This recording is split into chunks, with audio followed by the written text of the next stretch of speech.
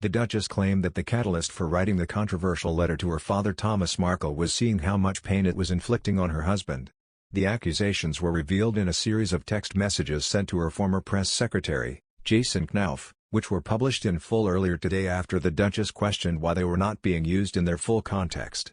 "It was only when my father began criticizing the royal family, that senior members of the family and their advisors expressed their concern over the public attacks, and expressed their desire to have them stopped," she wrote in her evidence. In the newly released text messages, sent to Mr. Knauf while she was drafting the handwritten letter, the Duchess can be seen expressing her frustration about the response of the royal family.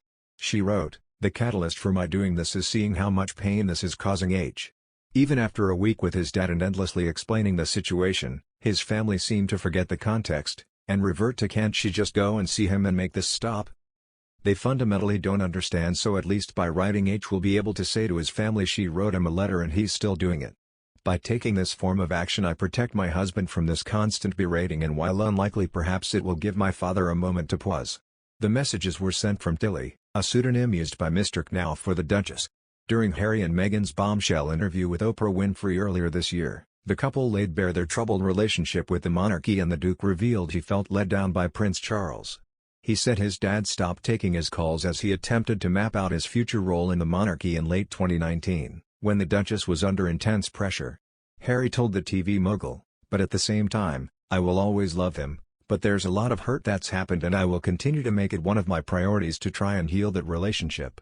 During the Court of Appeal hearing, A&L's lawyers argued that an article in People magazine in the U.S., which featured an interview with 5 friends of Meghan, misrepresented the letter and made nasty allegations about Mr. Markle. Andrew Caldecott QC, representing A&L, said that the article falsely presented Mr. Markle as giving a cynical and self-interested response, ignoring her pleas for reconciliation in a loving letter. Besides, Thomas Markle says Prince Harry should have asked him for permission to marry his daughter Meghan and he was disappointed it didn't happen. Meghan and her father have had a fraught relationship in recent years, with Thomas cut out of her life and reportedly never meeting the Sussexes' children Archie and Lilibet. Thomas has been critical about Meghan and Harry and once again fired an attack at them in an interview where he criticized the Duke of Sussex before the 2018 royal wedding. He claims he invited Meghan and Harry to his home in Mexico several times but they never took him up on his offer. Thomas told GB News, "I'm very disappointed that Harry, wanting to marry my daughter, wouldn't have had the good sense to come down here and ask for her hand.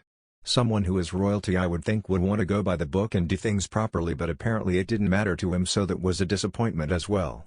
Thomas said he wanted to play a role in the lives of Meghan and Harry and his 2 grandchildren. "I certainly always want my family, especially now the older I get the more I need my family," he said. The father and daughter have reportedly not been on speaking terms since Thomas staged a photo shoot for press before his daughter got married to Harry in 2018. He did not attend the wedding after having a heart attack and needing surgery. Mr. Markle last appeared on British TV screens at the end of October when he was interviewed on Good Morning Britain. During the attack on the Sussexes, Thomas claimed he was being ghosted by Meghan and has vowed to continue to publicly attack his daughter until she begins speaking to him again. "I think Harry has abandoned the Queen, the royal family, the British people and the army. He's abandoned them all," he said on GMB.